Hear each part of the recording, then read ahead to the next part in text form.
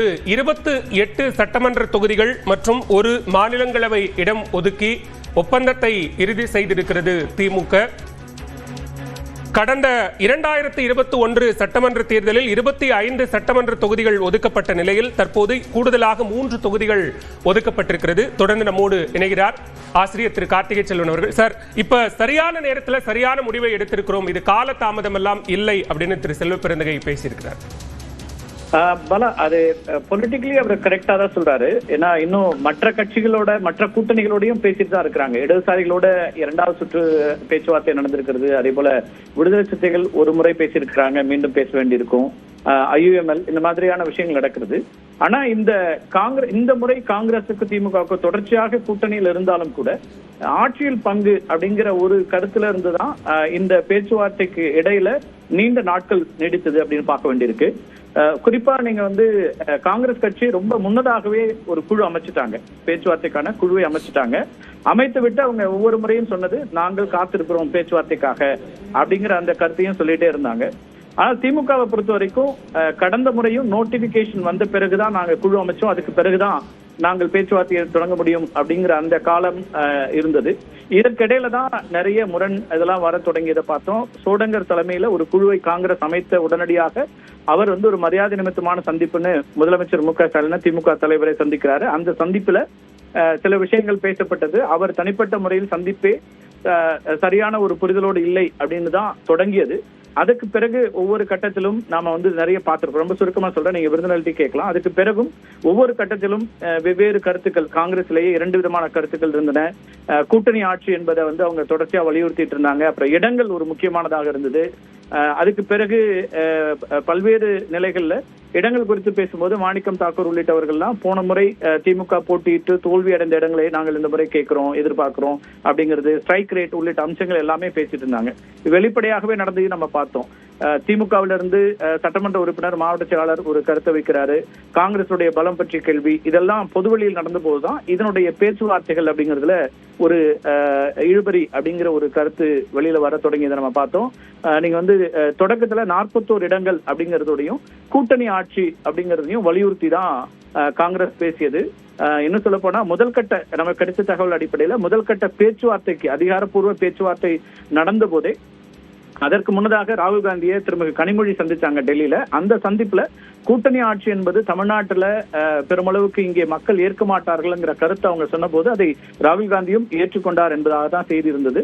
அப்போ அது பற்றி நாம இந்த தேர்தலில் பேசலாம். ஆனா எண்ணிக்கை முக்கியம். அந்த எண்ணிக்கை குறித்து இந்த 2 கமிட்டிகளும் பேசிப்பாங்கிறதா ராகுல் காந்திக்கும் கனிமொழி அவர்களுக்குமான உரையாடலாக இருந்தது. அதுக்கு பிறகு அது அடுத்த கட்டத்தை நோக்கி நகரும் என்று எதிர்பார்க்கப்பட்ட இடத்துல மீண்டும் இந்த குழு பேசும்போது முதல் கூட்டத்திலேயே அந்த அதிகாரப்பூர்வ பேச்சிலேயே துணை முதலமைச்சர் பொறுப்பு வரைக்கும் கேட்டதாக தகவல் இருந்துச்சு. அங்கிருந்தே அது அதற்கு முன்னதாக திரு கே சி வேணுகோபால் சந்தித்தார். அந்த சந்திப்பிலும் அது பெரிய அளவுக்கு அடுத்த கட்டத்தை நோக்கி நகரவில்லை அப்படிங்கிற இடத்துல இருந்தது.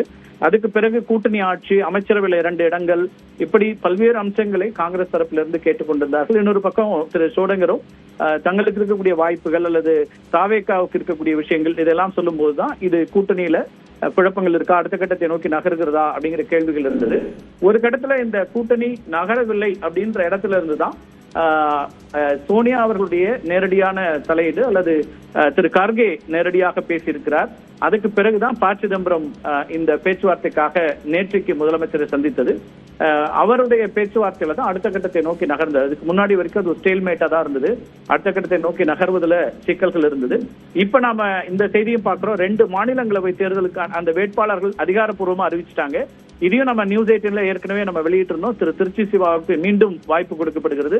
கான்ஸ்டன்டைன் ரவீந்திரன் நம்முடைய தொடர்ச்சியா விவாதங்கள்ல பங்கெடுக்கக்கூடிய மிக முக்கியமான ஒருவர். அவருக்கு இந்த வாய்ப்பு கொடுக்கப்பட்டிருக்கிறது. 2 இடங்கள்ல இப்ப திமுக போட்டியிடும். 4 இடங்கள் திமுகவுக்குன்னா அதுல 1 திருச்சி சிவா.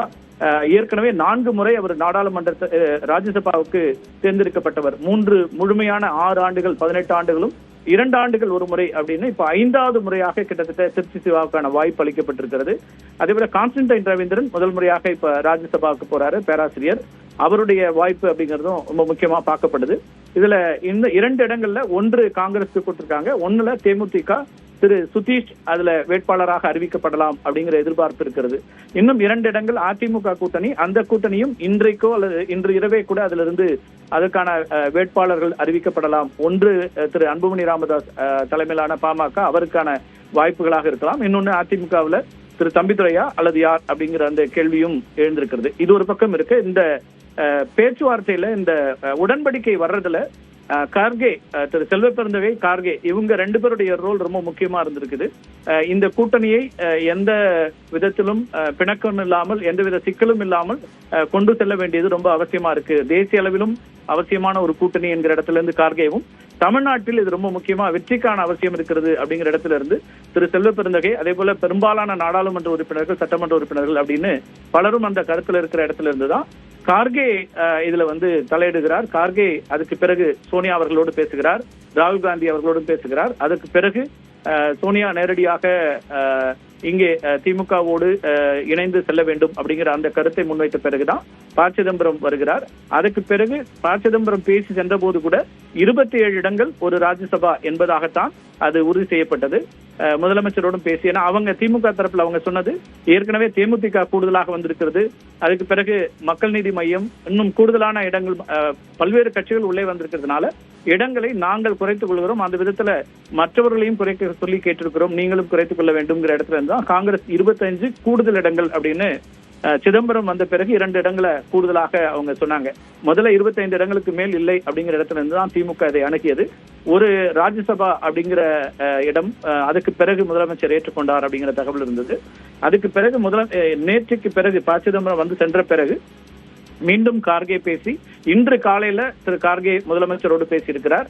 அந்த பேச்சுவார்த்தைக்கு பிறகுதான் இன்னைக்கு இறுதியாக இந்த உடன்படிக்கைக்கு வருவது அப்படிங்கிறதுக்கும், இன்றைக்கே இதுல கையெழுத்திடுவது அப்படிங்கிற இடத்துக்கும் 2 கட்சிகளும் வந்திருக்காங்க. ஏன்னா அவங்களுக்கு நேரமும் இல்லை, நாளைக்கு தான் கடைசி நாள் ராஜ்யசபாவுக்கான நாமினேஷன்ஸை ஃபைல் பண்ணி ஆகணும். அப்ப இன்றைக்கே அதுக்கான அந்த கையொப்பம் அப்படிங்கிறது இட வேண்டி இருந்தது.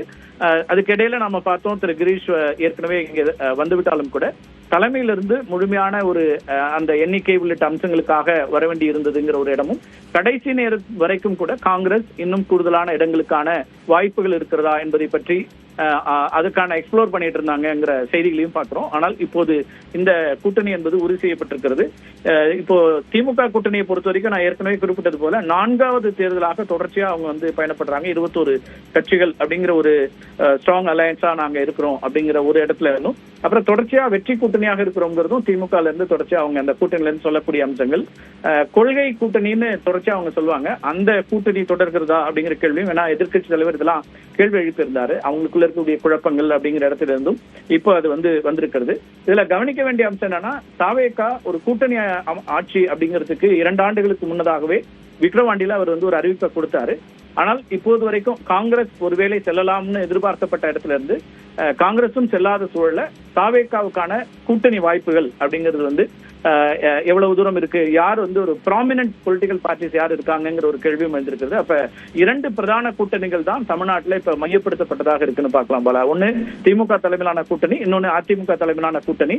இந்த 2 கூட்டணிகளும் வலுவான இடத்தை நோக்கி களத்தை கட்டமைச்சிருக்கிறாங்க அப்படின்னு பார்க்கலாம். ஒரு சட்டமன்ற தேர்தலுக்கு அமைச்ச கூட்டணி அடுத்த தேர்தல் வரைக்கும் நீடிக்கிறதுங்கிறதே தமிழ்நாட்டு அரசியல் வரலாற்றுல ரொம்ப ரேரஸ்டா இருக்கும். ஆனால் இது அடுத்த சட்டமன்ற தேர்தலுக்கும் இந்த கூட்டணி தொடர்ச்சியாக வந்திருக்கிறது அப்படிங்கிறது நம்ம பார்க்க வேண்டியிருக்குது. இதுல பெருமளவுக்கு இந்த கூட்டணியை வடிவமைக்கிறதுல இந்த பக்கத்துல இருந்து முதலமைச்சரும் இதை இந்த கூட்டணி அப்படியே தொடர வேண்டும் அப்படிங்கிற இடத்துல இருந்து இதை அணுகி இருக்கிறாருங்கிற இடத்துல இருந்தும் ஒரு ஸ்ட்ராங் அலையன்ஸா திமுக கண்டினியூ பண்றாங்க. எதிரில் அதிமுக ஒரு வலுவான கூட்டணியோடு, பாஜக திரு டிடிவி தினகரன், திரு அன்புமணி அப்படின்னு அவங்க ஒரு வலுவான கூட்டணியோடு இருக்கிறாங்க. இந்த 2 கூட்டணிகளுக்கு பிறகு நாம் தமிழர் ஏற்கனவே தனித்து இருக்கிறாங்க. இப்ப தாவேகாவும் கிட்டத்தட்ட ஒரு இன்னொரு அணியாக பலமுனை போட்டி அப்படிங்கிற இடத்தை நோக்கி தமிழ்நாடு களம் இப்ப கொஞ்சம் தெளிவடைந்திருக்கு அப்படின்னு பார்க்கலாம். பாலா, மிக்க நன்றி திரு கார்த்திகை செல்வன்.